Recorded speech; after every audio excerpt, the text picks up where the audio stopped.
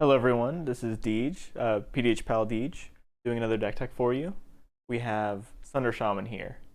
It's the only Gruul commander I managed to get my hands on before everyone else got made. I love Gruul. I definitely tried my hardest to call dibs on this one when it came out, and I think he's incredible, and actually I'm really happy with the way the deck turned out. Let's go ahead and hop right into it. Extremely overstated for its cost. The constraint is that you're only spending colored mana, so you can't do any colorless mana. You have to get into 2 green and 2 red. But for a 5/5, that is an ability when he attacks. No downsides. It's incredible. So he says he must be blocked or can't be blocked by more than 1 creature. So that's incredible. You don't have to worry about him dying, especially in the early stages when no one has any creatures with that much power to begin with. But this is the main ability you're kind of working with. Whenever Sunder Shaman deals damage to a player, destroy target artifact or enchantment that player controls. So you're incidentally doing damage while you're trying to remove threats from the board. People aren't really going to be that mad at you, or at least they'll understand why you attack the guy with Pestilence. In theory, that's how it should go anyway. Realistically, it is a pretty aggressive commander damage deck. The goal is not to pump him up to the point where he's swinging for 21 for commander damage lethal right off the bat, but you can very efficiently and very easily pump him up to 7 mana the turn he's attacking, and the next turn give him double strike or something, or just pump him up enough if you happen to draw it, so that he's able to swing for 14 the turn after that.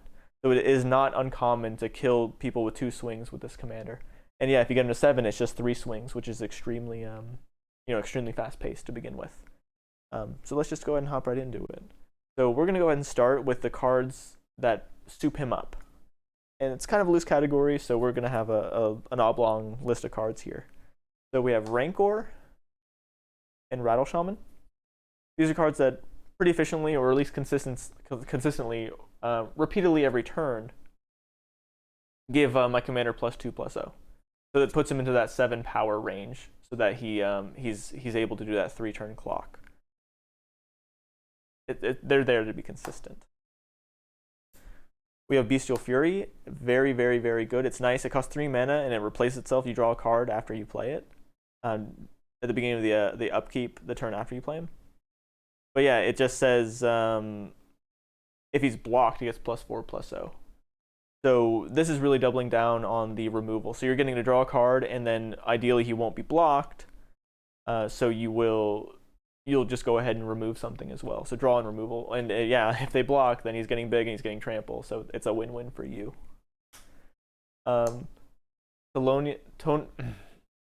Tilanali's Crown. The 1 damage doesn't matter because you have so much toughness, and giving your commander trample with as much power for as little mana as possible is the goal here. So I'm just a really big fan of this card.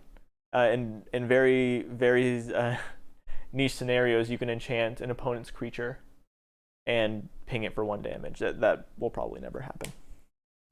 Strider Harness, giving him haste for 1 mana, getting one power is extremely nice. It doesn't hit you. It doesn't get you to the threshold of being able to kill him in 3 swings, but being able to swing 1 turn sooner when he would otherwise have summoning sickness definitely makes up for it. Spider Silk Armor doesn't directly soup him up, but it does protect your mana dorks, which we run a few, and giving him reach makes it really nice, especially the turn you play him if he doesn't have haste. This card's just insanely good in every green deck. It basically needs to go in most green decks. This is a very specific strategy that's good with him. So he says his first line of text, he can't be blocked by more than 1 creature. So if you give him Menace, he gains unblockable.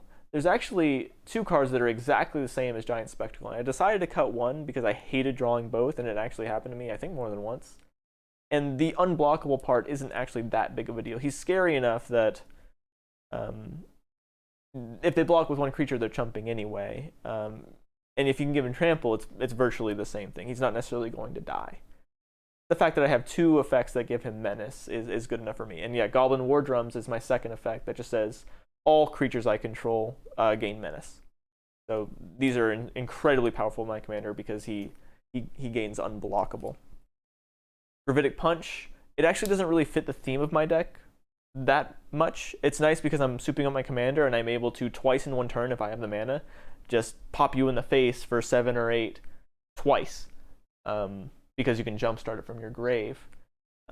It's just so much reach. And there's actually a subcategory of cards that give reach that I'm going to get into now. It's almost like a fireball. It lets you turn power into damage without having to swing. And you can also swing that turn too, which is nice. Soul's Fire is an instant that does almost the same thing. It's a one-off, so it does what Gravitic Punch does, but this can do it twice, where this can only do it once. Soul's Fire can only do it once. But I almost exclusively use it for removal. And this is the only one that can shoot people in the face. We do have 3 other cards that are almost exactly the same thing. They are fight cards that don't actually fight. My creature doesn't take the damage. And they're also all instant speed. So their removal, based on how powerful my creature is, and my entire strategy is dependent on having my commander in play with a lot of power at a very early stage of the game. So, by turn 5, I'm able to keep mana open to use my commander to deal 5 damage instant speed to anyone, which is hard removal in that early stage of the game. And later, when you're pumping them up, it stays caught up. So these are extremely powerful. We have Wickerball Elder as a creature version of Enchantment and Artifact Destruction. My commander can do it alone, but it's just nice to have a body that does it, and it can do it at instant speed. It's just nice to always have this open threat that just costs 1 mana at any point. I can just destroy something. I'm one to just let the -1/-1 counter sit on him and just threaten to remove, more so than just actually destroying things. And that's where we get into one of my favorite cards in all of PDH, Seal of Primordium. There's a white version, Seal of Cleansing. Same thing. The open information, the threat of destruction, that's the power of it. And the fact that you don't have to keep mana open to keep a disenchant in hand or a naturalize means that you're truly able to threaten without sacrificing anything. But with that being said, we do have the new Supernaturalize, which is Return to Nature. For the exact same mana cost, you get to destroy a target artifact, enchantment, or exile a card from a grave. This third line is extremely relevant in PDH. It's enough where I figure it's just worth running. Even with a deck that's focused on removing artifacts and enchantments, in the very least, you're able to interrupt someone's value play, or in best case scenario, someone's infinite combo. This will never be dead, so it's worth running. Hull Breach is in the colors and on theme. For 1 card, you can destroy 2 permanents for 2 mana. Extremely good. You can piss a lot of people off with this.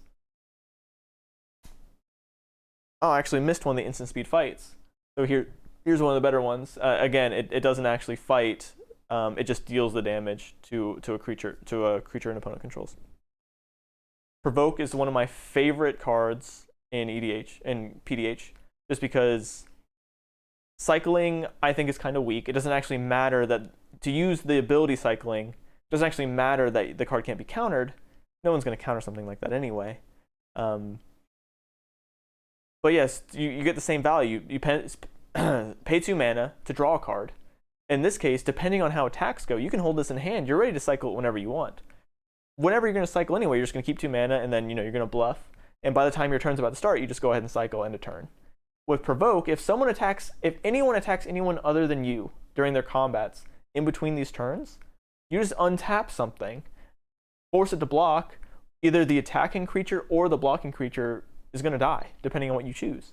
The fact that you're able to destroy an opponent's creature and just cycle for 2 mana, given a lot of situations, this is insanely good. And in the very least, the only downside to this as a cycling card is at least one opponent must control a creature.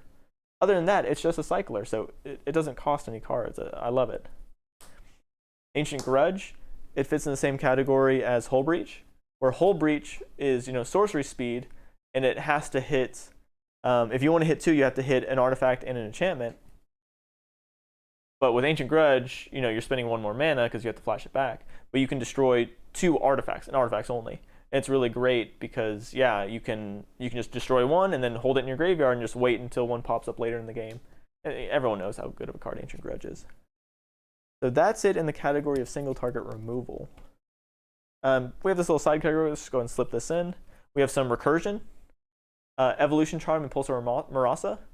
I love these cards. If someone's threatening your graveyard, which this deck doesn't really have any grave theme, but they're instant speed recursion. So if someone says, hey, I'm going to relic because, fuck that graveyard deck at the table, you can hold Evolution Charm or Pulse Ross in your hand and, just go ahead and maintain card advantage while returning a creature you used earlier. It can have high value. Pulse Ross is an extremely competitive card in our format and in Pauper in general, because for that mana cost, maintaining card advantage, yeah, in some cases you'll get a land back, but usually you'll just get a creature back that you wanted to use. And gaining 6 life is just really great. Gaining life at all in PDH is extremely valuable, just to dampen blows. Evolution Charm also can, land cycle, so that's always nice. Or yeah, give a creature flying, which has been relevant in the past. In some cases, it's give creature unblockable if there's no flyers, which again is insanely good with my commander. So this could, in certain situations, basically read destroy target artifact and enchantment with my commander. So that's nice. And the last piece of recursion is Gitu Chronicler. I run a lot more instants and sorceries than I do creatures in my Gruul deck, which I think is cool. That's one of the things that really was appealing to me when I was building this deck. So yeah, it costs a lot of mana. I'm spending 6 mana the turn I activate this, but I'm able to get back a big powerful card like a fight, like a hard removal, or this next category I'll show you of what I consider commander protection spells. So these are very, very specific, but I think they're worth the slot, and I've never really felt like these have ever been dead. Ideally, if you're running these cards in your deck, you want to be running some of the draw cards that say discard a card or discard 2 cards to draw 3, or discard a card to draw 2, whatever, the red draw cards, so that if there's no blue at the table, you're able to discard these. But honestly, that doesn't really fit my theme. I want to use my mana to keep on applying pressure. I don't want to just sit back and draw, unless it's, for like a lot of value. So I'd rather just risk it and have these cards be dead. I'll risk drawing 1 or 2 completely dead cards in a matchup just because there's 0 blue at the table. I think that's worth it. Where, you would otherwise be completely dismembered by a simple unsummon. It's great. And the fact they can also destroy blue permanents, you don't just have to use them as counterspells. You can destroy creatures they play to interrupt their combos. I do actually run one more counterspell, Avoid Fate. Target instant or aura spell that targets a permanent control. It's usually going to be my commander. A lot of the removal we run, obviously there's instant removal, so that'll protect you from something like a Doomblade or a Murder. But a lot of our removal are auras. So we'll have Lignify type effects that turn your creature into a wimp and they lose their abilities. So just being able to use Avoid Fate to protect myself from auras, where otherwise, I would just kind of hoping my commander would die, so I can recast it and lose all the auras and stuff on it. So it's really nice to have a few backup pieces for stuff like that. And this hits white cards where the other counterspells only hit blue cards. These are functionally counterspells when it comes to protecting my commander because they give my commander hexproof. Vines of the Vastwood is nice because it also pumps up my commander. So if I'm trying to push for a big double strike turn or just commander damage in general, just grind it out. I can pay that extra green mana to kick it, so that it not only does it give it hexproof, but it'll also give it +4/+4. Blinding Fog is nice because it prevents all damage that would be dealt, so it protects my creatures from board wipes, like things like Pestilence and stuff, which again they can always respond with. But it also gives them hexproof. So yeah, if it's just my commander I'm protecting and they're trying to lignify it or something, I can Blinding Fog in response, and it'll just fall off. So this could be in the same category as Menace because it, equipped creature is unblockable. Would be the same thing as equipped creature has Menace. But the real benefit of this is it gives my creature Shroud. My commander has Shroud, so yeah, he's unblockable. It's great. I'm able to chip people down and threaten commander. A commander damage. Whispersteel Cloak is extremely high value because it gives your commander Shroud, or whatever creature. In my case, my commander. So it's just really nice to have the peace of mind that I'm able to just crank out that 5 damage every turn and destroy people's things surefire every turn. And then Broken Fall, which is one of the best cards in our format. I know I've said it a few times, but this is a pretty much auto-include in every single green deck. Because again, it's open information. People know if they just try to Doomblade one of your creatures that you can, for 0 mana, you have to pay 3 mana the turn you put it out, but at any subsequent turns, it's 0 mana for you to just return this to your hand to regenerate your creature. So this is invaluable because once it's back in your hand, just cast it again. It's repeatable protection, and especially when it comes to combat math, this makes things a little bit more complicated. So that's my list of protection. Now these are the really big pumpers. Again, I brought this up. I didn't actually show these on camera yet. But we have 5 effects that give double strike. This one's sorcery speed. It gives double strike to just a creature on my a target creature. So the problem with it is it's open information before combat. Hey, this dude's gonna have double strike. If I have resolve, like, yeah, you might be dead to commander damage because he's big. But this says whenever he deals combat damage to a player, destroy artifact or enchantment that they control. So double strike just not only pressures a lot of damage, but I'm threatening to destroy 2 permanents of yours, artifacts or enchantments. So that's incredibly high value. And that same thing goes here, Runes of the Deus, which is one of the most powerful, if not the single most powerful, of these 2-color auras. And yeah, of course, my commander is 2 colors, so he would become a 7/7, which is in that number where it's only 3 swings to win, but he gets double strike. So he'd become a 7/7, and he'll get double strike, so he'll be swinging for 14. If you've already done 7 commander damage with your other effects that give him power, then this just threatens lethal. For trample as well makes it extremely high value. Then we have the juicy ones, where everyone always fears you have these in your hand, and I do love these because they're also political. You don't just have to pump your commander. You don't have to threaten commander damage. If someone's attacking someone else and everyone's too worried about you, and they're just not blocking other people's creatures, with these 2 at least, you just go ahead and hit an opponent's commander. Like, you can just ninja kill someone. Psychotic Fury, the creature has to be multicolored, and in my case, if I'm hitting my commander, then yes, of course, I'll get the double strike. But this fits in the same category as Provoke.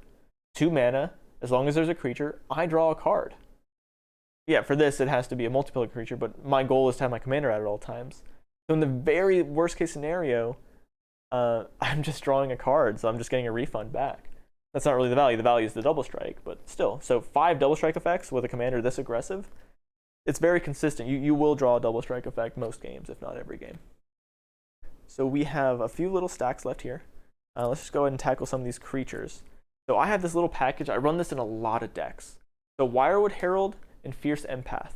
I love Fierce Empath because there's this little package of 3 green creatures I run in maybe every green deck I make. If I don't run them, I intend to include them at some point. And Fierce Empath is a really efficient way to let me toolbox it a little bit. And that's because this little suite of 3 cards is so powerful that I would like to have access to them at all times. I actually run Wirewood Elemental to search for Fierce Empath. It's of course slow and grindy, spending 2 mana to get a 3 mana card that's eventually going to get me a 6 CMC or greater card to my hand. So it's really slow and grindy. But the cards I'm getting I very much like, so I think it's worth it. And of course, Wirewood Herald does have other targets. You're not only getting Fierce Empath. I'll show you in a second, especially one of my cards in the draw card category this can actually get. So this can not only maintain card advantage and have a mana dump for these big bomb cards that I love so much, it also can get you card draw. And these are those 3 cards I was talking about. Wrecking Beast, which is was an instant favorite when I read it. I love the mechanic Trample, and it's actually Riot, which is really relevant for a deck like this because of the Golgari theme. But yeah, Wrecking Beast is basically on mana for a Fireball on a body. So if I want, I can spend 7 mana for 6 damage, which is about the rate of Fireball, which is the rate of Fireball, but with the risk of being blocked and stuff. But on a Trample body, haste, Trample, 6 damage for 7 mana. That is so good. It's an explosive turn. I'm happy to spend the mana on the earlier turns, so that once I have the 7 mana, I'm able to just drop this guy down for an aggressive beat, or extremely late game just for some reach. This is a great creature to drop, and then use any of my fight cards that can also hit face. Like I said, like Gravitic Punch, just to get more and more reach. You never know what the situation's going to be. So it's just really nice to have these big beaters. This card, Orchard Elemental, one of the best cards we have in our format. Everyone votes. Fruits for friends, fists for foes. So we always do fruits is you gain 3 life. Fists, you put 2+1/+1 counters on it. So everyone votes. If everyone votes fists, he becomes a 10/10. That's 4 votes for 2 tokens. Yeah, so he gets 8+1/+1 counters and becomes a 10/10. And for every person who doesn't vote that, you're getting 3 life. And both the counters or the life are extremely valuable. If he happens to get 10/10 and he goes unblocked or someone is tapped out, if you give him double strike or you use the reach cards like Gravitic Punch, you're getting insane value there. But almost always, I'm trying to just gain the life. So I don't really care how it plays out. And that's why I love this card so much. I'm happy with any outcome. Fenrir Marauder is a good enough card in some situations where people will just hate you off the board. They'll do everything you can to either kill you or destroy this. Especially when we had Brent playing with us, it was a recurring joke where every time I played a Fangor Marauder, he would overextend beyond Oblivion to destroy before anyone could do anything, because he didn't want the recurring 5 life gain from when artifacts hit the grave. I don't actually have that many artifacts, but people run enough artifacts, and my commander destroys artifacts. So every time I attack with my commander, I'm gaining life. It's like a pseudo lifelink effect. So I think these two are powerful enough that I'm just going to search for them anyway. These were the original 2 for Fierce Empath. But now that we have a third that I really like, it's nice to run this little 5-card suite. And this is basically the backbone of my creatures for the deck. We have 2 creatures. We actually have a third, but I put it in the ramp category. We'll just go ahead and do it so I can segue. But these cards tap to deal 1 damage to each opponent. This is the third, is Zertaw Druid. So yeah, it's just incremental damage. It's a really great play to just slam these guys down. It's not threatening. You can block with it sometimes, but sometimes you mostly just don't want to. You just every turn you're putting an inevitable clock on everyone.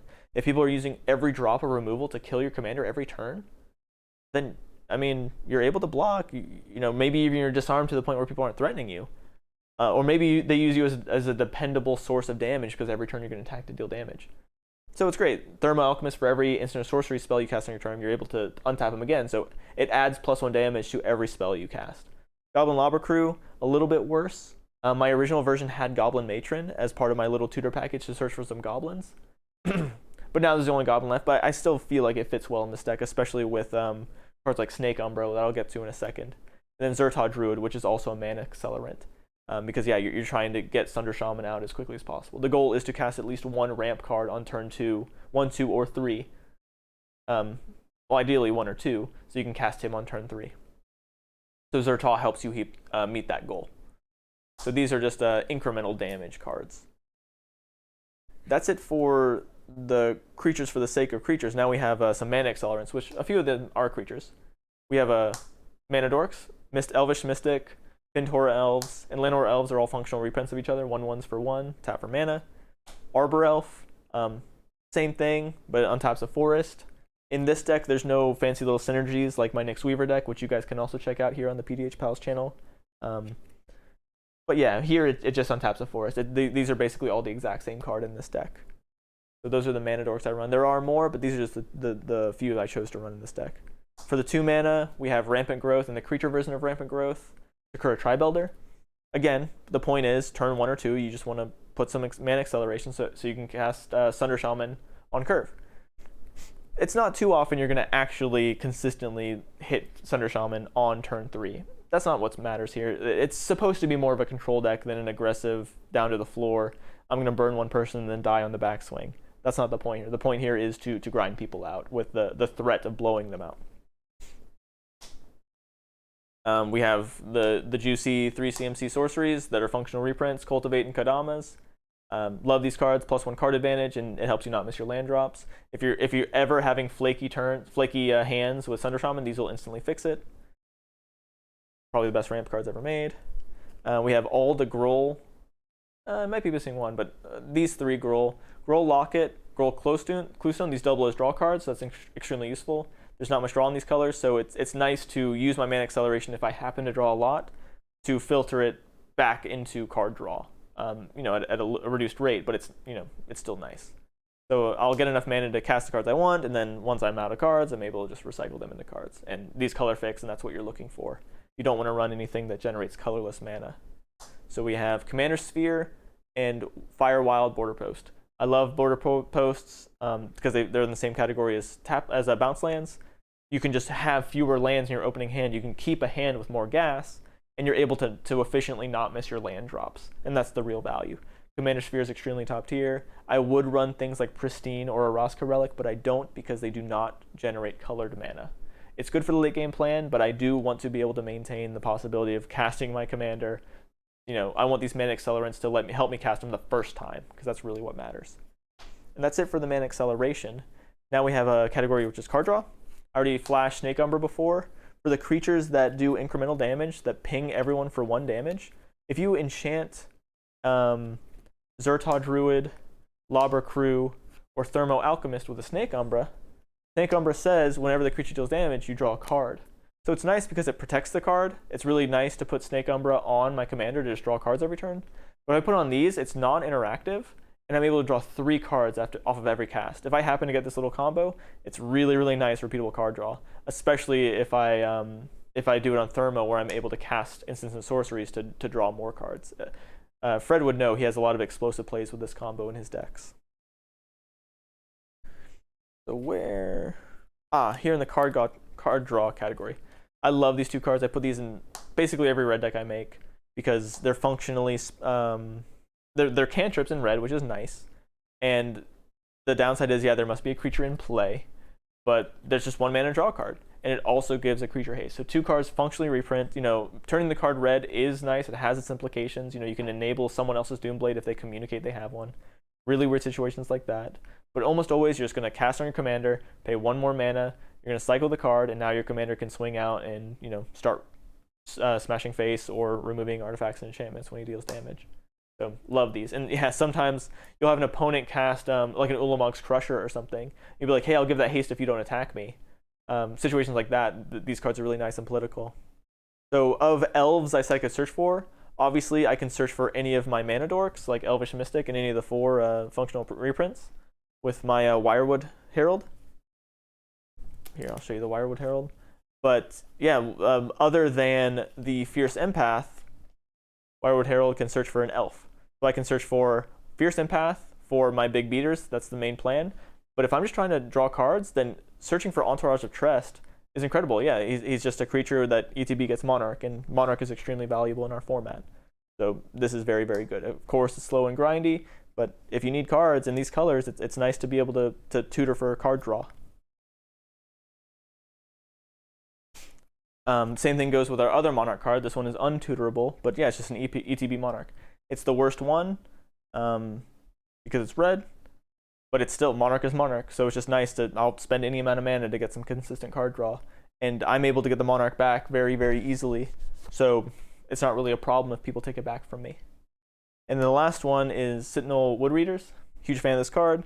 Again, if I'm drawing cards, I don't really mind it costing a lot of mana. If that's the turn I'm trying to do it, like of course I'm going to try to tempo out as much as I can. But once I'm out of gas, I'll spend whatever to get card advantage. So yeah, 6 mana, draw 2 cards in green. Not that big a deal. That's why it's so, because this is the kind of cards we're working with in these colors, that's why cards that cycle or just maintain card advantage are so valuable, because it just helps you keep going with what you have instead of having to spend obscene amounts of mana to maintain your cards. So other than that, there's only 2 more cards in the main board that are non-lands, and they're board wipes. Whirling Sandstorm, a lot of times it gets turned off, but it is also a kill switch. People will activate their grave bombs, if it's in their best interest when you play that. So that's something to keep note of. But in a lot of cases, there is no threat, and you're just going to deal 5 damage to everything. Of course, you want to be able to pump up your commander or give him flying in a pinch. Somehow increase his toughness so you're not killing your own commander, or do it in response when your commander dies. Board wipes are board wipes, you know the plays. Bloodfire Infusion is actually really, really crazy good, because any big creature I can put it on, I'm able to at instant speed just threaten to wipe the board. And it hits flyers and non-flyers, where this only hits non-flyers. So yeah, of course, I can put it on my commander, and at any point, if someone's going to threaten to kill my commander, I'll threaten to wipe the board. Or if I just happen to get like a giant Orchard Elemental, then I can just go ahead and spend that extra mana to wipe everyone's board for 10 if it's that big. These are both very, very, very good cards. So yeah, that's it for the main board. Well, I guess that's it for the non-lands. And now we can just go ahead and get into these non-basic lands. And there's nothing fancy here. There's nothing crazy. So this, again, it's the same category as my Angel of Despair deck. I'm going to be casting my commander over and over again if I'm unable to protect my commander. Every time I recast it, sure, it's slow, but I will be getting more and more +1/+1 counters. If I'm on my second cast or my third cast, he's going to have so many +1/+1 counters, you're reducing the turn count. So it's just extremely high value. We have 3 lands that tap for 2 colors. They're all tap lands. One of them gains you life. Command Tower taps for 2 colors in this deck, but it comes into play untapped, so these are all just insanely good. It's just nice for the color fixing. It helps me meet that goal.